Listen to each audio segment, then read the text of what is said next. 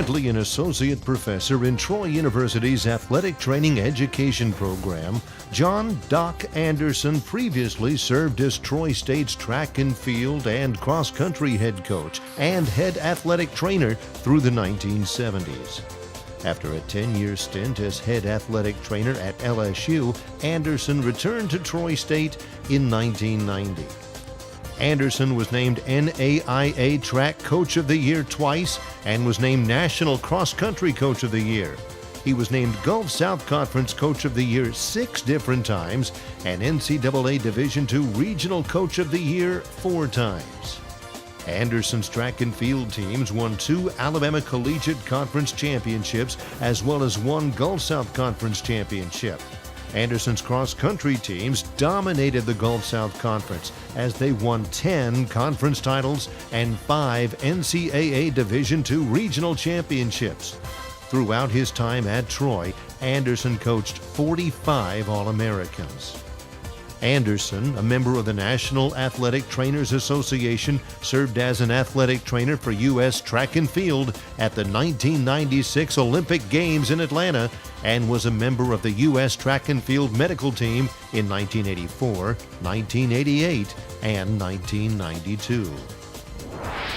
So in the summer of 1967, I arrived on this campus, and I've been here for a 10-year sabbatical that I took at Louisiana State. I've worked for this university for 37 years. Athletic training has really evolved because of one, education, good surgeons that took time to work with us as athletic trainers. Jack Houston in Columbus, Georgia. Out of that spun a guy named Jim Andrews, and Jim Andrews was our first orthopedic physician here at Troy. He came here in 1970. Well, when I got here, the guy that was coaching track and field was Nick Costes, and he was an Olympian on the 1956 Olympic team. And he decided he didn't want to do it anymore. So the athletic director said, well, you ran track in college at Auburn, how would you like to do it, but we can't pay you. Well, the key to that is it was an opportunity.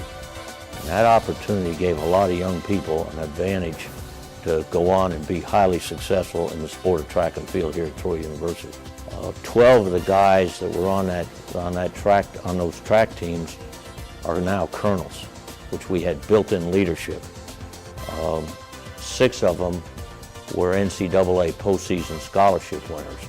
2 of them were runner-up Rhodes Scholars, and 45 of them were All-Americans. Several of them were repeats. The guy that lit the flame for the program was a guy named James Beatty. He was incredible. We had another guy here on campus named Rick Stetson, who had come out of the Army, and he was incredibly well motivated.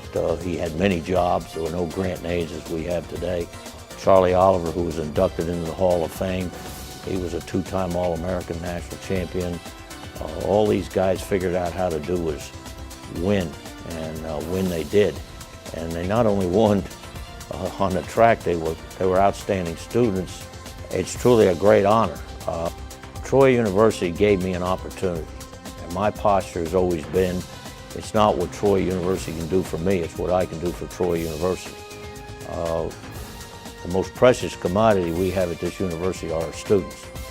And the dividends, as far as I'm concerned, is when these people leave here, whether they're on the athletic field or whether they're in the classroom, and I've had both areas to be involved in, the payoff is when they go out and they're successful. So I'm a pretty wealthy guy.